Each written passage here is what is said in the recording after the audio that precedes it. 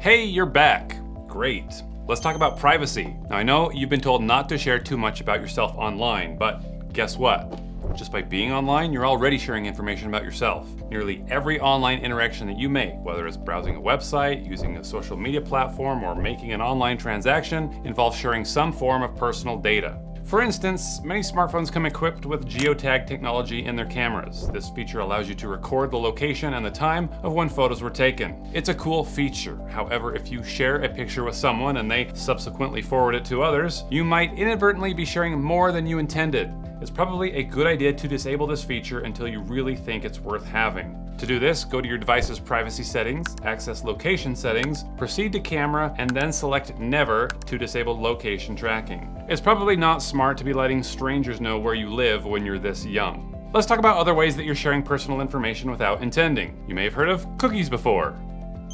No, not those cookies, I mean internet cookies. These are small text files that are stored on your computer or your device when you visit a website. Websites use cookies to gather data on your behavior, preferences, and interactions with the platform. Are you confused? Okay, here's an example. Imagine that you step into a bakery, since we're talking about cookies after all. When you walk in, the baker at the counter welcomes you warmly and he asks you for your name and where you're from. He pays special attention as you check out the various pastries behind the glass. Notably, he observes that you're particularly interested in the maple bars. He then jots down your preferences on a notepad, keeping track of every detail. Similarly, the websites that you visit operate in a similar manner.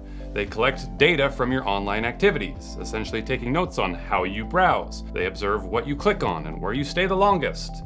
These little web files are the cookies that they stick in your browser to help them remember your preferences and your actions online. Now, if this idea is making you feel a little creeped out, it's worth noting that cookies can actually enhance your online experience and deliver personalized content that suits you. Picture yourself returning to the bakery on a later day. The baker recognizes you immediately and he checks his notes. He greets you by name and he perhaps even offers you a special discount on those maple bars that you were interested in. Similarly, websites use cookies to your advantage. They save you time by pre-filling forms and suggesting content that aligns with your interests. Sometimes websites might use a third-party service like an advertising network or an analytics provider that sets what's called a third-party cookie in your browser. Now, the difference between these cookies and the first-party cookies is that these can be used for cross-website tracking. So, let's say that you go to a website and you browse around and maybe you enter some personal information. When you leave and you visit another website that uses the same third-party services, the third-party cookie can be accessed. So now this second website, even though you've never been there before, already knows about you and your behavior based on the previous interactions with the first website. It's like the bakery that you just visited is sharing his notes with his friend at the smoothie shop next door, so they know all about you before you even walk in. Once you've spent some time browsing various websites, you might notice that you're getting emails from unfamiliar businesses and you're probably wondering how they got your information in the first place. Well, it's all due to your data being recorded with cookies. What's more, this data often finds its way to data brokers who then in turn sell it to advertisers. And this might make you feel a bit like you're being watched. And you're not alone in thinking that. It's even more concerning because data breaches aren't uncommon. And there's a possibility that your information could end up in the wrong hands.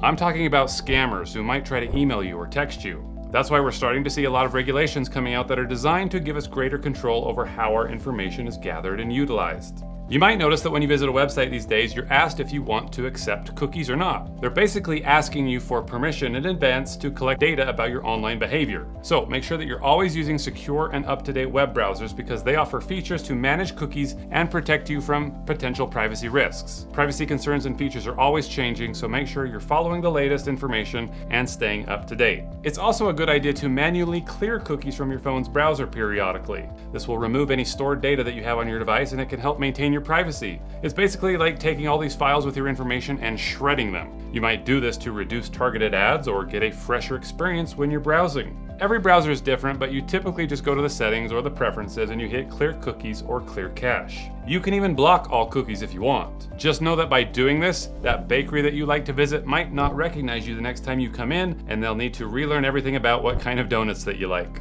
Another way to help you stay private and keep others from accessing your data is to download a VPN, which is short for Virtual Private Network. These are paid apps that you can put on your phone or your computer that will connect you to another server that encrypts your data and makes it harder for websites or internet service providers to track your behavior. So remember, just by being online, you're already sharing data about yourself. But understanding data privacy and how to manage cookies can help you have a positive online experience while safeguarding your personal information. Well, after all this talk about cookies and maple bars, I'm sure you're feeling a little hungry. So let's take a break and grab a snack, and I'll see you in the next lesson.